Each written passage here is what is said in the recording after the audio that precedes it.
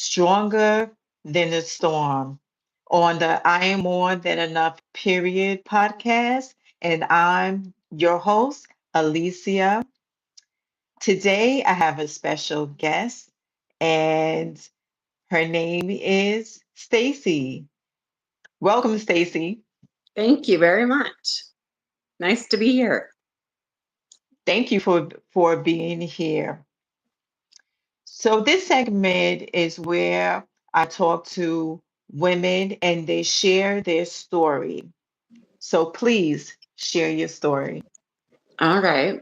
Well, I am a mom of two girls that I have no access to really. My oldest, she's 22, and I haven't seen her since she's 12. And then my youngest is 17. She'll turn 18 in December. I haven't seen her since she was 13. And parent alienation is a thing. I had custody, but I didn't know who I was for the longest time. And I went in and out of addiction like drinking, but I just got tired of fighting. And when I had spiritual awakenings, I kind of was crazy. Like and this was after I didn't have them in my life, and I had a drug addicted boyfriend, and so I didn't know who I really was, and I kind of just lost myself, and I got tired of the fight. And so my girls haven't been a part of my life for a long time now. Were So you a young mom?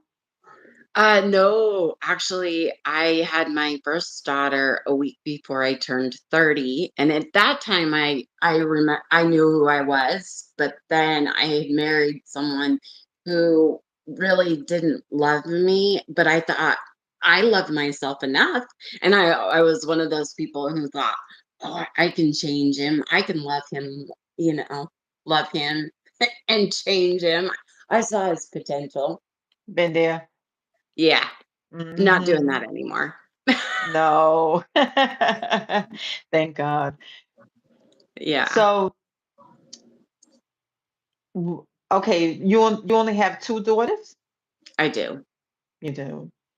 Okay. Now, what happened?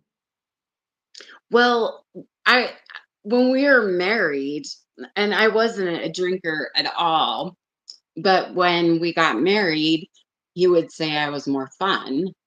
And so then I began drinking, but our relationship was so turbulent that I would use alcohol to sleep because I couldn't sleep. I was so sleep deprived. I was an insomniac. And then I would use it to go to sleep before he'd get home at 2 in the morning or something, just so I didn't have to interact with him. And so, really, alcohol became a problem during the marriage. But at one point in the marriage, I said to him, I don't think we should be together anymore because our girls are going to recreate our relationship. And he agreed with me. But when we were going through our divorce process, um, he ended up and we were doing fine, but I started to date someone, like we'd trade off. He'd come and stay at the house with the girls on the weekends, and I'd have the girls during the week. But he ended up losing it. And I didn't realize that I couldn't date. And so anyway, um he ended up breaking down a door and taking my phone and stuff like that, and the police were called, and then he ended up getting a no contact order. So then since that point on, he has not been someone that I could work with at all. I've really tried to be friends. I've tried to say, you did the best that you could, trying to connect, but there's no connection there. And when my oldest, she didn't like my boyfriend, And so she didn't want to be around me. And so he would not, he would not enforce, I had 50-50 custody, and he would not enforce her to come with me, or um, to, to, to phone call me or anything. So since then, she hasn't had interaction with me. Does okay, do the girls have a relationship with him? Yeah, they Yeah. do. And like I've done really nice things, done really nice gift baskets thanking him and his ex-wife now. I heard that they're not together anymore, and I heard that my children had chosen her side, and um and I mean, I'm grateful for her. She doesn't like me either, but they don't really know who I am, and especially now. So when that was going on with your life, like how did you feel? Did you go into a depression? Did you have grief? Oh, yeah, a lot. Major depression, Yeah. yeah, I got major depressive disorder. I would go in and out of drinking from then, after really after the girls, like, and I had access to the one because she would come and see me. Her name was Molly, and but he would make such rules that were not even following the court order. It would be, he wouldn't allow her to come to my place, and here I was, a struggling single parent. And so, and it wasn't in the court order. And finally, after a year and a half of doing that, I said, no, I'm going to bring her to my place to open her Christmas presents. And there was no need for him to, but he was constantly ruling everything that I Mhm. did. And so then he cut me off from her for a long time too. And Was this your youngest? uh-huh. And I Yeah. had quit drinking by then. But the last time I saw her, I was seeing into different realms and different spiritual awakenings. So Mhm. I was like in a lucid dream kind of thing. So I can see why she kind of has issues of not really, like my mom's kind of crazy. She thought I was drinking or something. Okay, did you go to AA? I did back then, but Yeah. it never really would stick. Okay. It wasn't for you. No. I mean, Yeah. I tried for years and years. Hmm. So how did you stop drinking? I really dove like it, the spiritual awakenings, I would say. Like all of a sudden I was being guided, and I could tell I was, but I didn't know I thought I was in an earth game, which I am. We Mhm. are. Mhm. Mhm. But the like I was getting like my TV was run, my YouTube, and I'd never watched YouTube. It seemed like they started training me like on YouTube and my phone and different things. I know it sounds weird, Mhm. but it was an abrupt spiritual awakening of sorts. So when that started happening, did you get rid of your boyfriend? Oh yeah. Yeah. Okay, what started it was um I realized he couldn't treat me. He would steal from me. He treated me horrible. And Mhm. when I first started waking up to that, it was, um, well, he can only treat me the way that I treat myself. Mm. And so I Yeah. started seeing the reflections. And so I kicked him out. And then, you know how you get lonely, and then you Mhm. bring him back, and then you realize it's like, nope. And then kick Mhm. him back out. And so what I was starting to see is I was starting to see what the world was reflecting to me. So when he would steal from me, and other people did this too, it was like a way of my soul waking me up to say, where do you steal from yourself? And where Mhm. don't you love yourself enough? Were you picking the same kind of men? Uh, no, well, no, I just kept going back to that same person. But Okay. then when I broke that cycle, basically, I did it like solo and did a lot of internal work, a lot Mhm. of soul searching, I'd say. I can understand that because I've been on my spiritual journey since 2015 after my divorce. And I was like you, like, why? Well, I need to know who Alicia is. And I dived deep. And to tell you the truth, I saw some things that I didn't like about myself. For Oh yeah, me, I was blaming everyone instead of pointing the finger at me. yep. And it was a reality check.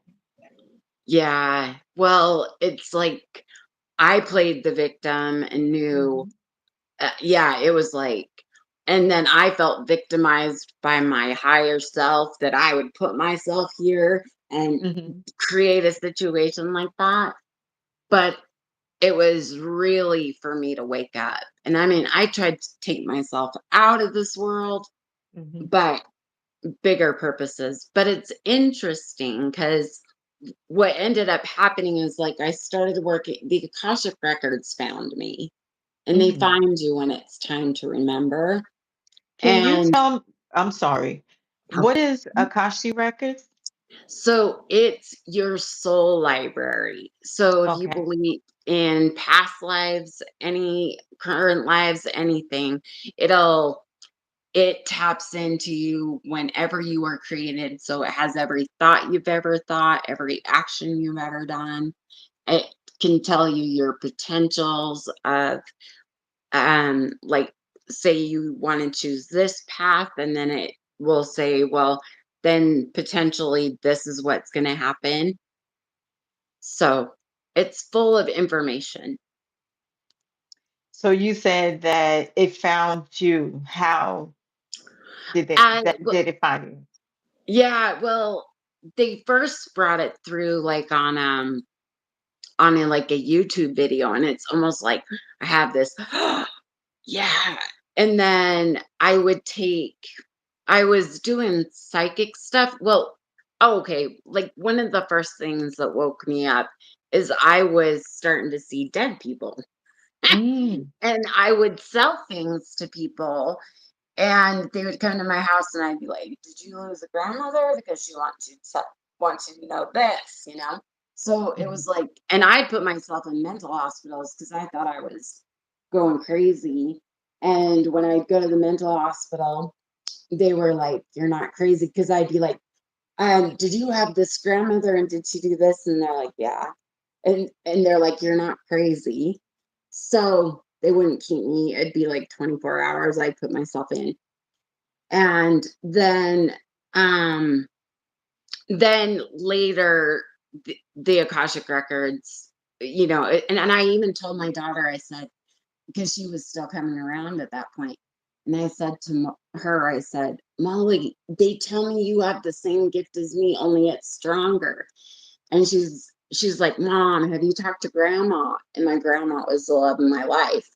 And I'm like, "No." And I got to call her in while my daughter was here, and that was a pretty amazing experience. So, yeah, it first started out with like mediumship type things, and then the Akashic Record found me, and then um since then, now it's like I teach people how to access them and read theirs so they can come to me and say, like, this situ like this situation's going on, and I go directly into um with someone's permission, because you can't go into anyone else's records unless you have their Right. permission. Hmm. Do you think your girls have those gifts? Yeah, I do, especially my youngest. I Hmm. don't know about my oldest. Hmm. And well, she's very, very in tune. Like she would know if I was drinking alcohol at all, or if it was around, and she'd find it. So, because I wasn't supposed to drink around them, and if I did, I'd lose them for like 3 months, and that had happened 2 times, and then I was done drinking. And when I lost them the last time, it was due to a boyfriend lying and saying that I was doing drugs, which I wasn't. I could have been drug tested and alcohol tested at any time, but my ex-husband even knew I wasn't. But I still just I didn't have the courage back then and didn't know myself enough, and I was tired of fighting. Was it, was this the same boyfriend or Mhm. someone No, else? it was Yeah, the same one, it and was the same that's one. yeah, and that's when it was like it took me a couple years with him to just realize, to wake up, to realize, like, "Oh my gosh, he's only treating me how I treat myself." Mhm. So, what made you stop drinking altogether? Okay.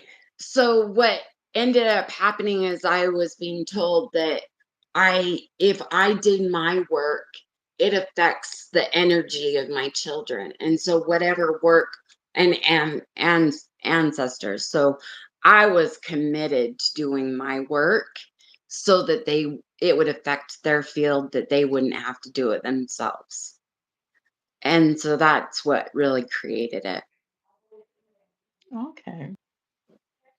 So, who are you? Who Who are you? Who is who am Stacy? I? I I am Source, a part of Source Hmm. in Stacy's body, Hmm. having a human experience, really, and Hmm. remembering who I am.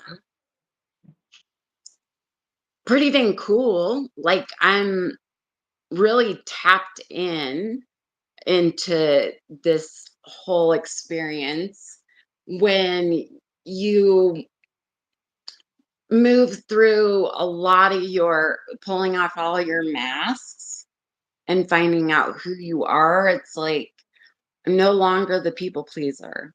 I'm no Hmm. longer the person who falls for people's potential. And definitely I love the girl in the mirror, all of her. And when you fully accept and love every piece of you, and granted, like I've gone through so much shadow work and integration that, and it doesn't stop, but I recognize it and I hold those pieces to me really closely. So, If your daughters were sitting right in front of you, what would you say to them?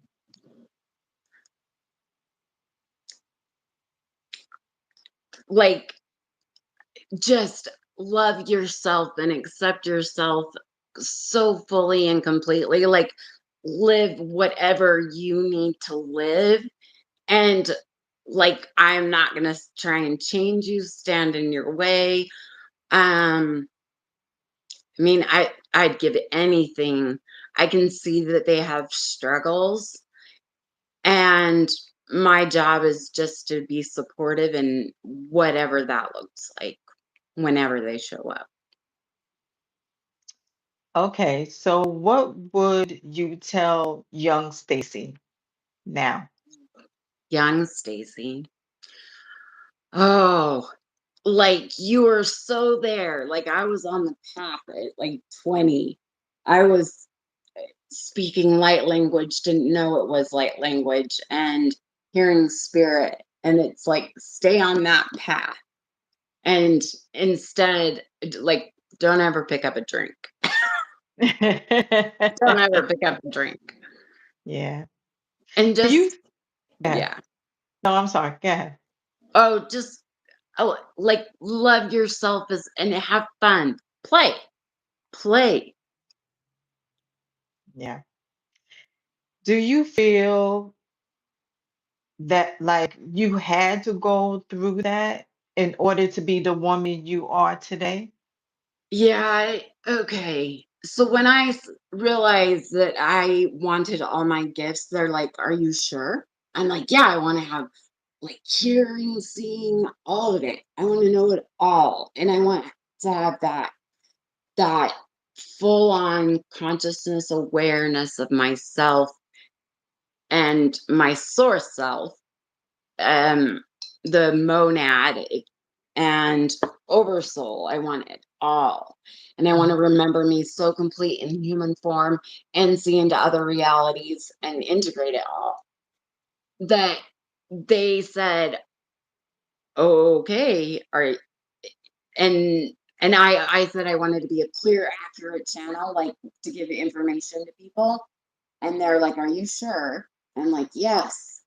Well, when you're asked, it's given. And so I had to be shown every shadow, like every shadow. And I was like, get me off this planet. Like, I, I mean, you have to realize you attract everything into your space for all, it's like, I ended up having a relationship that was wonderful. I was like, universe, I've done my work because like he treats me like a princess. I've never been treated like this. However, when I had even met him, I said to him, "You're not the person that I'll be with," but I still fell for him hard. And then um what ended up happening is we ended up breaking up, and I got to a place where it's like he wouldn't come get the rest of his stuff, and I didn't understand it because we didn't fight or anything.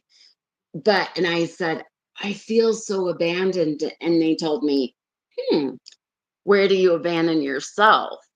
And I went, "Oh crap!" So I had to go within on that and see where I still abandon me, and most of it is feeling the feelings completely through and not identifying with them, realizing the body is feeling them. Most people like put a story to it. And so you just feel and you notice and like hold those parts of you that have been abandoned for so long. Mhm. When you leave this earth, what do you want to leave? What do you want people to say about Stacy? She she was the bomb. Like she helped me integrate. Like she helped me remember who I am.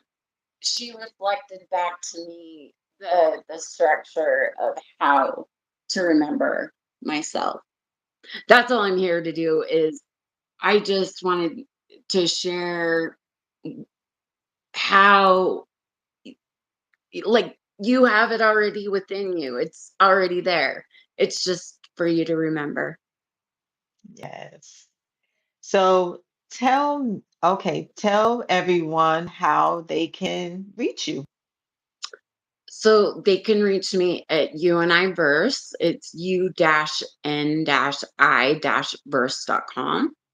Mhm. And I do readings, I do classes. I'm doing a class right now to teach you how to access your own Akashic records and teaching people how to know what their energy is and to integrate the different pieces and parts of themselves. Okay. Social media handles? Yeah, I have Facebook. It's Stacy Karowski. I also have oh gosh, if I they go to my website, IG? then they can look at my links there. Instagram and Okay. TikTok. Okay.